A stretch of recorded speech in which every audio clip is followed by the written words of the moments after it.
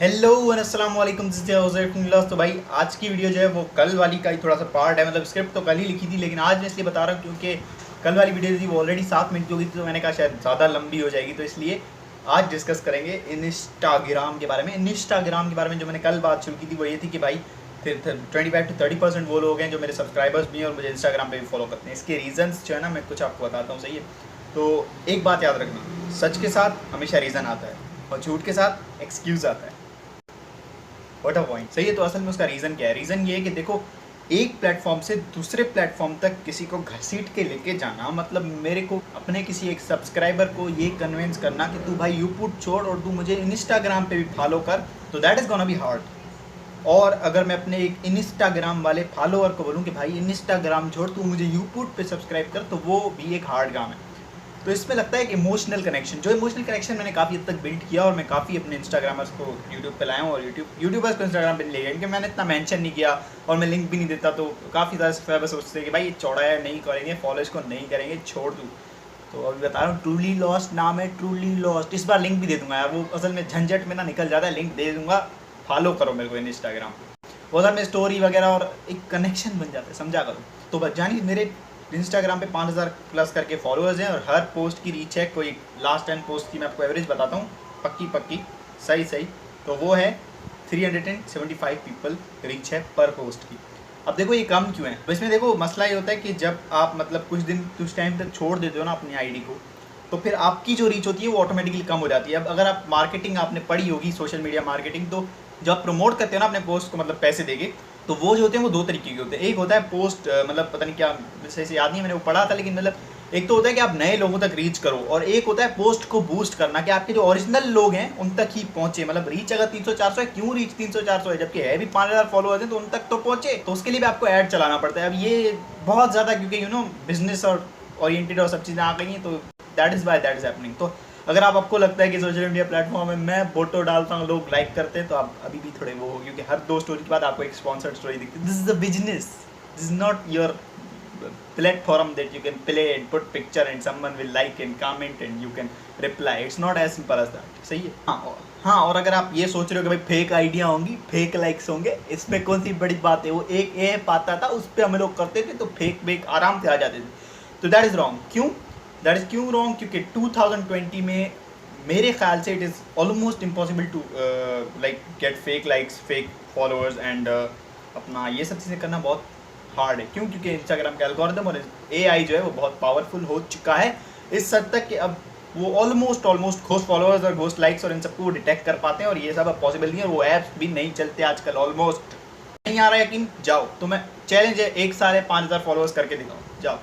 हाँ, और एक एल्गोरिदम का मैं तुम्हें एक समझाता हूँ एग्जाम्पल देके। देखो, अगर आपके 1000 फॉलोअर्स हैं और आप एक पोस्ट डालते हो रात को 3 बजे, और आपके कंपैरिजन में एक बंदा है, उसके 200 फॉलोअर्स हैं और उसने पोस्ट डाला शाम को 3 बजे, तो आपके कंपैरिजन में उस बंदे के लाइक्स ज़्यादा आने का चांस है, क्योंकि जब स्टार्टिंग में लाइक्स वहाँ कम आएंगे तो इंस्टाग्राम देखेगा कि नहीं यार, ये बंदा लोगों को रख नहीं रहा इंस्टाग्राम पे, ओह इसकी तो 70 लाइक्स आ गई, ये तो बंदा रख रहा है लोगों को इंस्टाग्राम। तो उनके जो फॉलोअर्स होंगे उन तक भेजता रहेगा, तो इसके इन द एंड आ जाएंगे 130 और उसके आएंगे 100।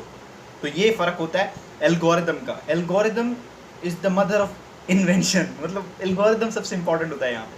एक और जो हमेशा बंदों के दिमाग में रहता है, ये ब्लॉगर्स कहाँ जाते हैं? कल क्या आए हुए ब्लॉगर, इनके 400 लाइक्स आ रहे, 100 कमेंट आ रहे, ये क्या मसला है? ये स्पॉन्सर मिल रहे हैं इनको पीआर पैकेजेस मिल रहे हैं, हमें क्यों नहीं मिल रहे? हम भी तो इतने टाइम से कॉमेडी कर रहे हैं, काम कर रहे हैं, लिख रहे हैं, अलग अलग चीज़ें कर रहे हैं, तो हमें क्यों नहीं मिल रहे? तो देखो, ब्लॉगर्स का सीन जो है ना वो थोड़ा सा अलग होता है। ब्लॉगिंग इज मतलब पक्का वाला profession, it is not an artistic work, समझे?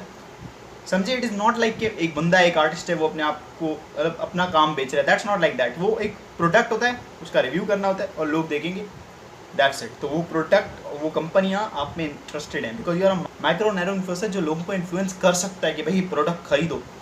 तो इनमें क्या होता है, अब देखो इनके ग्रुप्स होते हैं, ये आपस में अपने आप को सपोर्ट करते हैं। मतलब देखो, ये एक ब्लॉगर पोस्ट करेगा, वो अपने ग्रुप में भेज देगा, तो उसके जो 40वां ग्रुप में 50 लोग होंगे ना, वो सब जाके लाइक करेंगे और सब कमेंट करेंगे और सब शेयर करेंगे। तो इससे क्या होता है कि एल्गोरिदम हिट होता है कि ये तो बड़ा टाइट पोस्ट है, ये तो काम का पोस्ट, इसको तो करो, इसको तो आगे प्रमोट करो। तो ऐसे होता है इनका काम। अब हमारे यहाँ सीन क्या है कि भाई हम कंटेंट डालेंगे, हमारे जो 50 क्लासमेट्स हैं उनमें से कोई 20 लोग देखेंगे और 10 लाइक करेंगे। क्यों? क्योंकि अब वो 10 शेयर क्यों नहीं करेंगे आगे? वो 10 शेयर इसलिए नहीं करेंगे, अबे ये कैसा, ये अच्छी तो है लेकिन मैं डालूंगा तो फिर अगर कल क्लास में लोग क्या बोलेंगे, तूने शेयर की दी, तूने स्टेटस शेयर की, तूने स्टेटस शेयर की दी। तो वो जो रिलक्टेंट हो जाते हैं शुरू में लोग कि भाई हम इसका कंटेंट शेयर करेंगे, तो एक तो इसे लगेगा कि हम इसके फैंस हैं, और दूसरा क्या कहते हैं, हमारी दोस्तों में बेइज्जती हो जाएगी। ऑल्दो दैट इज़ अजीब सा कॉन्सेप्ट, बट स्टिल ये बहुत होता है, बहुत होता है। हाँ, और इसके मुतालिक एक और एग्जांपल मैं ये देना चाहूँगा कि मेरी जो 5000 फॉलोअर्स वाली आईडी है उस पर मुझे काफ़ी ऐसे लोग इन्हें फॉलो नहीं करते जिनके अपने 30 फॉलोअर्स होंगे और मैं उनको फॉलो कर रहा हूँ और वो मुझे फॉलो नहीं करते। अब इसका क्या रीज़न है? देखो, जब एक मेरा नॉर्मल कोई क्लासमेट है ना, मैं उसको रिक्वेस्ट भेजूंगा इससे, तो वो एक्सेप्ट करेगा लेकिन मुझे फॉलो बैक नहीं करेगा। ही इज़ टू रिलक्टेंट कि अगर मैंने इससे फॉलो कर दिया तो इसको लगेगा कि मैं इसका फ़ैन हूँ। एक लड़की होगी, वो मेरे पिक्चर लाइक नहीं करेगी। क्यों पिक्चर लाइक नहीं करेगी? ये सोचेगा मैं I have a crush on him, समझे? जबकि मेरी जो नॉर्मल आईडी है, मेरी 300 फॉलोअर्स वाली एक और आईडी है, तो वहाँ से जब मैं किसी को रिक्वेस्ट भेजता हूँ तो पीपल भी, हाँ ये तो नॉर्मल बंदा है, इसको फॉलो बैक करो, दिल फॉलो बैक, दिल लाइक द पोस्ट। तो ये डिफरेंस होता है। अब काफ़ी लोग कहेंगे नहीं यार ऐसा तो नहीं होता, ये कैसे बोल रहा है? तो भाई मेरे को एक्सपीरियंस है, पूरा 1 साल मैंने इस प्लेटफॉर्म को खोल के ऐसा हर पन्ने को ऐसा आधा आधा करके फाड़ के फिर 4 टुकड़े करके देखा है। तो ये सब चीज़ें मैं मेरे इंस्टाग्राम पे कम से कम 250 पोस्ट कर चुका हूँ, तो मुझे इन सब चीज़ों के बारे में पता है। It is not assumptions, as I said, सच के पीछे रीज़न आता है, झूठ के पीछे एक्सक्यूज। तो यार देखो, जेन्युइन कोई तरीका जो है ना, अब किसी भी सोशल मीडिया प्लेटफॉर्म पे आपको ग्रो करना है तो आपको इस बात का ध्यान रखना पड़ेगा कि आपकी जो चीज़ें वो लोगों को सोशल मीडिया प्लेटफॉर्म पे रखें। कंटेंट इंटरेस्टिंग होना चाहिए, कंटेंट में शेयर होने की पावर होनी चाहिए, जो कि स्टार्ट में नहीं करेंगे लोग, नहीं करेंगे आप चीज़ें शेयर। मैं बता रहा हूँ ना आपको, नहीं करेंगे लोग share. They are too reluctant to share it because they feel कि हमारा मजाक उड़ेगा अगर हम इसकी चीज़ शेयर करेंगे।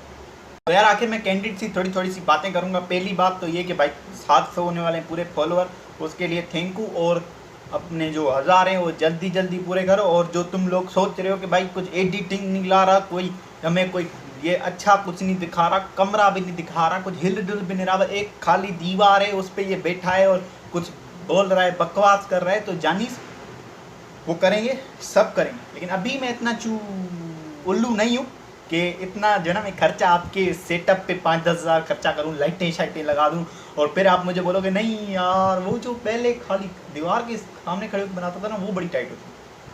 मुझे पता है तुम लोग ऐसा करोगे, मुझे पता है। इसलिए रुक जाओ, ठहर जाओ, संभल जाओ, धीरज रखो। तो करते हैं, कुछ करते हैं ना, सेटअप भी करते हैं। पूरा मेरा थिंकिंग, मेरी है सोच है कि मैं व्लॉगिंग का एक अलग चैनल बनाऊंगा, तो टेंशन नहीं लो, व्लॉगिंग भी करेंगे, इंटरेस्टिंग जो तुम्हें चाहिए वो भी करेंगे, तो टेंशन नहीं लो। और इसके अलावा एक और बात, मेरा कंटेंट बेझिझक शेयर किया करो। किसी की इतनी मजाल नहीं कि आपका मजाक उड़ाए। मजाक उड़ाए तो मुझे बताना, उसका नाम दे के बताना, फिर मैं घुस के फटूंगा और मैं यहाँ पे उसको फिर मैं उसका मजाक उड़ा के बताऊँगा कि भाई कैसे मजाक उड़ाते हैं किसी का। तो इसलिए टेंशन नहीं लो, भाई की चीज़ें बेझिझक शेयर किया करो। भाई is always there for you. कोई कुछ भी कहे आप भाई को रिपोर्ट करो। जैसे आप वो स्कूल में मैम के ऑफिस में जाके और किसी की कंप्लेन करते हो, वैसे ही आके और कान में भाई को बता दो, भाई उसको देख लेगा। यार जल्दी जल्दी करो 1000 पूरे और इंशाल्लाह आपको बहुत बेहतर कंटेंट देंगे। ट्राइयाँ मार रहे हैं हम लोग भी, लेकिन अब कुछ हो नहीं रहा तो बंदा क्या करे। छोड़ के तो नहीं बैठ सकता ना कि वीडियो ही नहीं बनाऊंगा जब तक ये वो नहीं हो जाता। ऐसे करते तो फिर केरी मिनाटी भी इतना ऊपर नहीं जाता और भुवन भम भी इतना ऊपर नहीं जाता। तो ये सब इस कंसिस्टेंसी एंड कॉन्फिडेंस कि मेरा कंटेंट जो मैं बना रहा हूँ वो अभी तो बेहतरीन है, मेरा ये बेस्ट है। इम्प्रूव करूँगा लेकिन मेरा ये बेस्ट है, मैं इससे मुतमईन हूँ, मुझे ये अच्छा लगता है, मैं इससे खुश हूँ। Firstly that should be there. सही है। तो वीडियो आई थिंक काफ़ी लंबी हो गई है, तो तुम लोग यहाँ तक पहुँचे होगे, नहीं पहुँचे होगे वैसे, I don't know, you must have reached और माइट नॉट हैव। खैर वो तुम्हारा वो जो भी तुम्हारा वो छोड़ो यार। बस this is your Zaib signing off in feel lost.